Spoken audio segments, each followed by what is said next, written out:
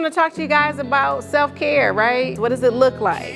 I want people to understand that we're probably all carrying a lot. What is really in your bag? What is really holding you down? So I always like to start with myself. I literally am a person who's endured a ton of pain, and I've had to focus and fight every day just to live the next day. There is not a human walking the earth without some sort of issue. Not one.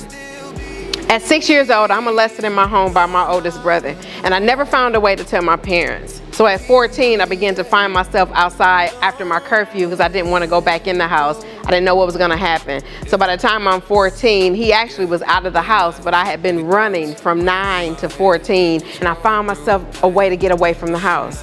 At 14, I'm like a drug dealer. I'm selling weed, trying to figure out how to get some money, because in my mind, I got to live by myself. I got to get away from here.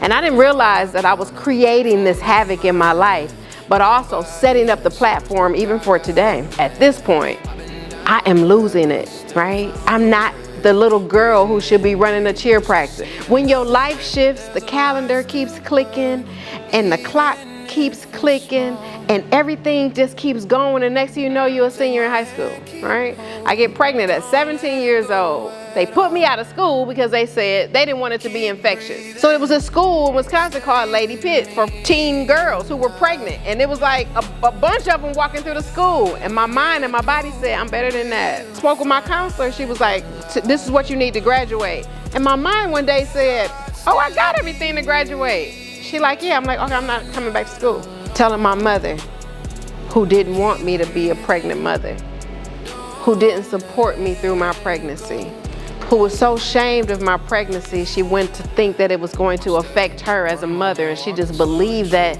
she did something wrong, and that's why I got pregnant. I didn't know how to teach her what I had been through, even in her own house.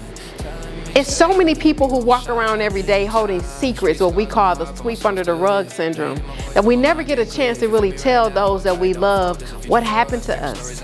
So we grow up, and then we realize we're adults, and we're trying to blend in these relationships with these secrets.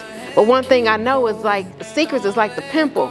It's painful till it come out, and it hurts so bad you never find a way to really get it out. So I began to dive deeper into the street world, and I had met this big drug dealer. He gave me everything I could desire. I really believed that I was living this life. I really believed I was somebody.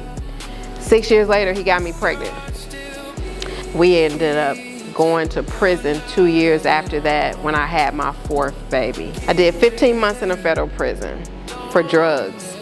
I came home and I realized I don't know what I'm supposed to do. I never had a real job. And by the time I figured out how to really do it, my grandmother died. 2 months later, my dad died. And 3 months after my dad died, that 17-year-old son I had got killed in a car accident. And I really believe that was all because of the choices that I made. And I began to say, God, come on, why you do this to me? Take me, just take me, God. And he was like, no, this is not about you. Don't flatter yourself. Go tell the world what I told you. Go tell the world what I've showed you. Go tell the world what I've taught you. Go tell the world what you've been through. Make sure that they understand that the things you're going through in your life has nothing to do with the choices you made, and so that they can make better choices.